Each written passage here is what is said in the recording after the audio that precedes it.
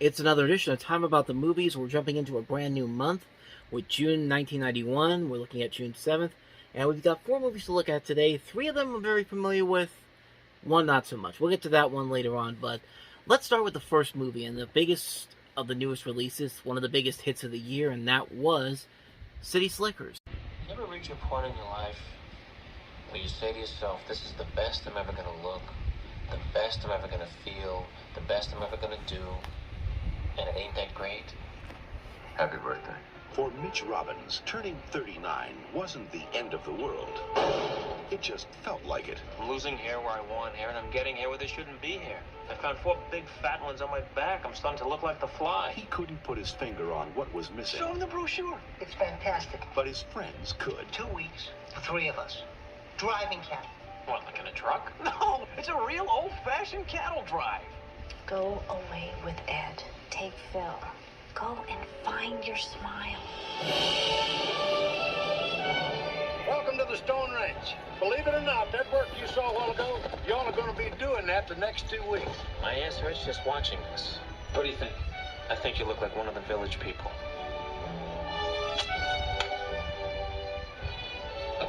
I'll pay for that shirt, too. That is the toughest man I've ever seen in my life. Did you see how leathery he was? He was like a saddlebag with eyes. Over now! Hi, Curly. Kill anyone today? They ain't over yet. Arnold, I'm losing you. We're going behind a butte. And Arnold? I got a special treat. We're gonna make fresh coffee. Wow, something's spooking the cattle. Stampede!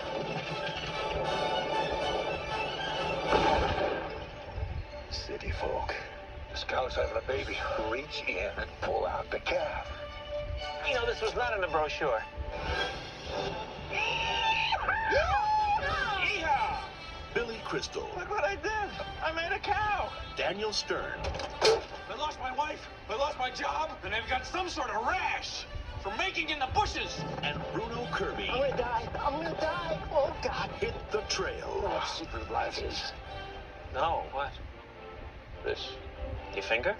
just one thing. What's the one thing? That's what you gotta figure out. Let's just leave the herd and get the hell out of here, huh? A cowboy doesn't leave his herd. You are a sporting goods salesman! Not today. Sometimes you have to get your feet wet God,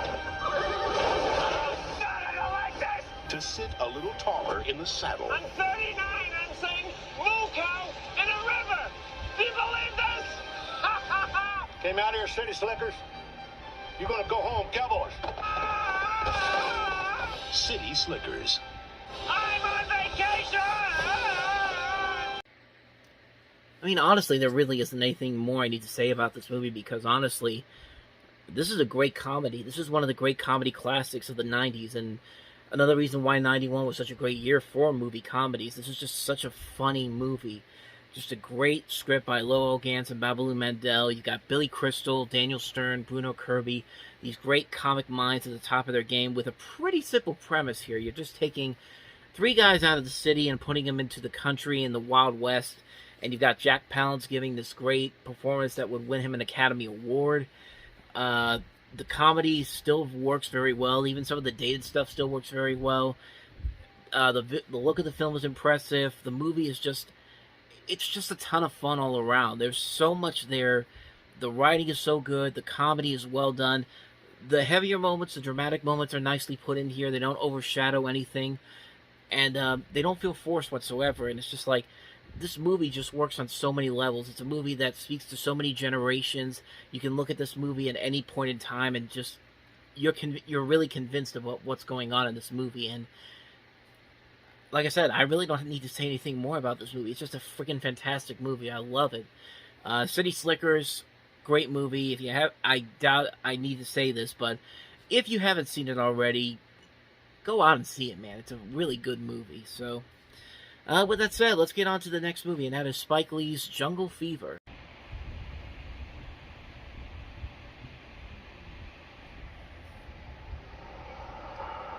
Why are we out here tonight, Flippy?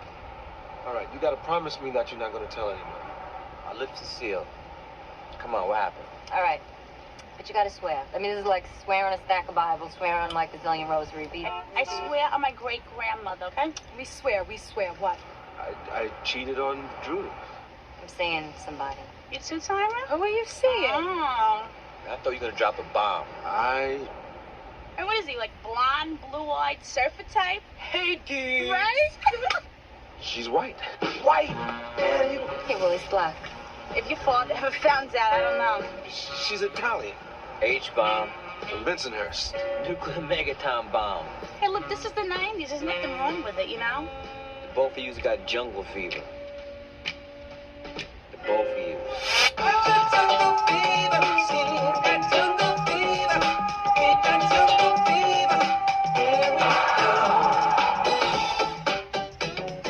She look good. You got any money? That's my number. What are you doing? You have been cast out of your home, Will you listen to me? like Jonah was cast out of the belly of the whale. You had to eventually go get yourself a white girl, didn't you? What do you mean eventually? What a tramp. What a slut. You know there's only one thing he could possibly want from her. You gonna give her a beating? My father did that already. It don't even matter what color she is. My man is gone. This summer, Why don't you pull the car over, pal?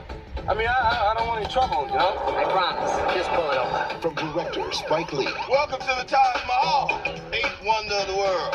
Yeah, the mama wants to know where the TV is. It's right here. Me and Bill smoking the color TV. Jungle Fever, Wesley Snipes, Annabella Sciorra, Spike Lee, Ossie Davis, Ruby Dee, Samuel L. Jackson, Lynette McKee, John Turturro, Frank Vincent, and Anthony Quinn. You got a big problem.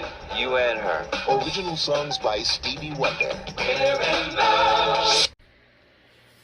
Man, that Stevie Wonder song, man, even if you don't like this movie all that much, the Stevie Wonder song for Jungle Fever at the beginning is so damn catchy that you can't help but love it. I mean, it's a great song.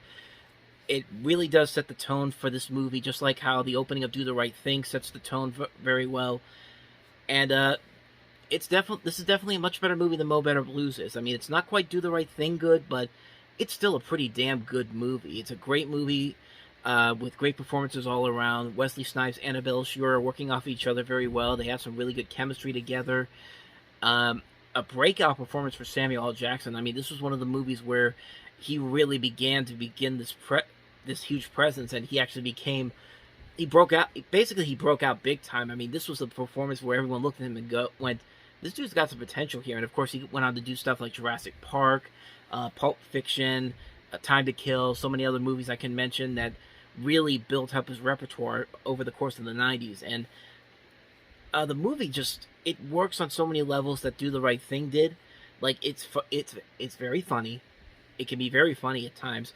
It's very dramatic. Nothing really feels forced or over the top except when it needs to. The performances are very strong. They're very good. And it's a topical movie. It's still a very topical movie even to this very day. Even though we've progressed so much since then, there's still a lot of elements in this movie that still hold up to this very day. And I also like that the movie doesn't give you the typical happy ending. Like, it doesn't give you a happy ending for Wesley Snipes' character. I mean, it delivers a cold, hard truth about his situation, and I like that Spike Lee was able to do that. I like that. That's what I like most about Spike Lee, is that his ability to tell these great stories without just going straight for the happy ending, except when you really need to have it be a happy ending. But yeah, in this case, it really works. It really works to the advantage of the film. This is just a great movie all around. If you thought Mo Better Blues was definitely not quite as good as the other Do the Right Thing was, this is definitely the movie that puts Spike Lee right back on top of where he was. Like I said, it wasn't as good as Do the Right Thing, but I definitely liked it a lot better than, say, Mo Better Blues. I think this is a much better movie. Can't recommend it enough. It's one of the best movies of the year. Jungle Fever. It's a great movie. So let's go ahead and move on to the next movie, and that is Christina Applegate in Don't Tell Mom the Babysitter's Dead. When's your mom leaving for Australia? Oh, in about an hour and a half. She's leaving you guys all alone. I'm getting rid of her for 2 whole months. I can go to the beach. I can stay out as late as I want. I can do anything. I'm a free woman.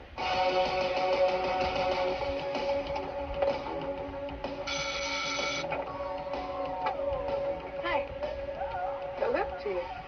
I'm Mrs. Sciorra. I'm a babysitter. What? All right, you little maggots, now line up. Are you serious? I'll make your summer a living. Ow! Ow! Hey! TV rocks your brain. It's time we let her know the rules. Yeah, we outnumber her. Let's kick some butt. Mrs. Sturrock! Miss Sturrock? Oh my God. She died in her sleep. They'll probably blame us. Hey, be careful. I got her. No, I mean my skateboard. Don't tell Mom the babysitter's dead. Rock and roll! Now, Christina Applegate and her brother bounce back for a summer with How's my baby? no rules, In your dreams, babe. no curfews, no nagging, no pulse. Oh, how you doing, Mom? No, Mrs. Strack's not here. She went to the yarn store. So, what do you guys want for breakfast? Cheese omelet. SpaghettiOs. Breakfast is served. Mow the lawn today, and don't forget to do the dishes, okay? Dishes are done, man. Don't tell Mom the babysitter's dead. I mean, that title pretty much tells you everything you need to know about this movie. Don't tell Mom the babysitter's dead. As you can see, it's kind of a mix of Home Alone meets Bill and Ted's Excellent Adventure. Why wouldn't it be? Because this is also directed by the same man that did Bill and Ted's Excellent Adventure.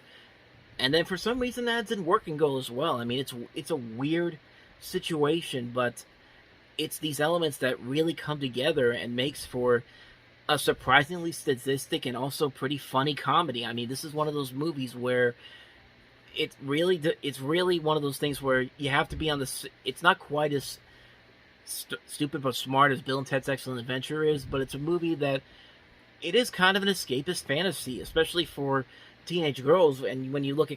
I mean, Christina Applegate really delivers in this movie. She really shows off a lot of that potential that she has as an actress that you see on Married with Children. Like she's funny on Married with Children, but here this is really a showcase for her because she's really funny in this movie. I think she gives a lot of the funnier moments in the film. She shows a lot of charisma. She shows a lot of acting abilities in this. It just works really well, and I think it's a well-made film. It's very funny. It's very dark. It's very over the top. It knows exactly what it's trying to do. And it's not doing it in like the obnoxious ways, like something like Drop Dead Fred would. But it's a movie that clearly knows what they're doing, and it's a shame that it didn't do so well at the box office at the time, but it has gone on to have this amazing cult following, and I'm happy to see that people have discovered the hilariousness and the insanity of this particular movie. And it's just like, yeah, it's a fun movie, man. I mean, I can't talk about this movie enough. You should definitely check it out if you haven't seen it already. Don't Tell Mom the Babysitter's Dead. It's a perfectly fun movie. I mean, it's just so much fun on so many levels. I can't recommend it enough. So, with that said, let's go ahead and move on to the last movie, and that is Gabriel Byrne and Amanda Donahue in Dark Obsession. You know what it's like for me to love you. Do you have any idea? Beyond love and hate lies obsession, a dark urge to possess and control. Is Raoul there? Yeah. So who was that then? You must be bloody insensitive. Me? Why? Yes, begin working with that. With him. For sensuality seduces reason, and jealousy overpowers the mind. How do I know that you haven't been seeing him all the time? How do I know that? Beyond obsession lies the night. Get an ambulance! Please, quiet down because you're sleeping! It wasn't an accident. You're crazy. I was in the car. I think Hugo was trying to hit Ginny. You can't be blamed for blacking out. But I don't blame myself, Jim. I wasn't even there that night. I know, but Couldn't you have thought it was you? Someone has talked. It has to be one of us, doesn't it? From now on, you do exactly what I say. did you think it was Ginny? Did you? Ginny, I love you so much. You're frightening me, Hugo.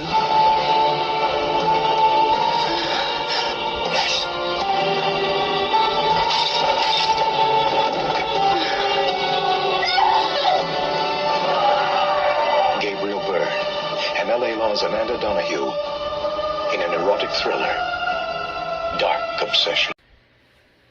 Okay, this is another one of those movies that has the weird thing where that trailer basically tells you it's the title was Dark Obsession, but it's actually called Diamond Skulls, and so I really don't know which title people go with it for. We're just gonna go with Dark Obsession here, and this is one of those erotic thrillers that tries to use the NC-17 rating as a way to get people to see the movie, and I mean, it is what it is. It's one of those reasons why erotic films don't really have that longevity that most other movies do. Like I said before, I think there's only been a couple of really good erotic thrillers, stuff in like Henry and June or Basic Instinct, those type of movies. And this is one of those movies where it's kind of like you can kind of see what they're trying to go for here.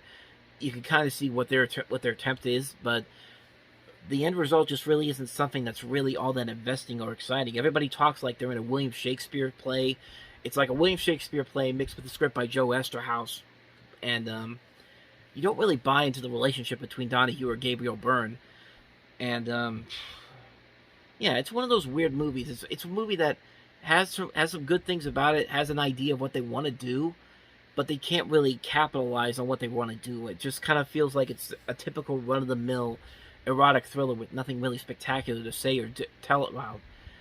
So, yeah, that's really all I got to say about Dark Obsession. And so on that note, we wrap up another edition of Time About the Movies. Next time around, we jump into June 14th with 3 movies, the biggest one being Kevin Costner's Robin Hood, Prince of Thieves.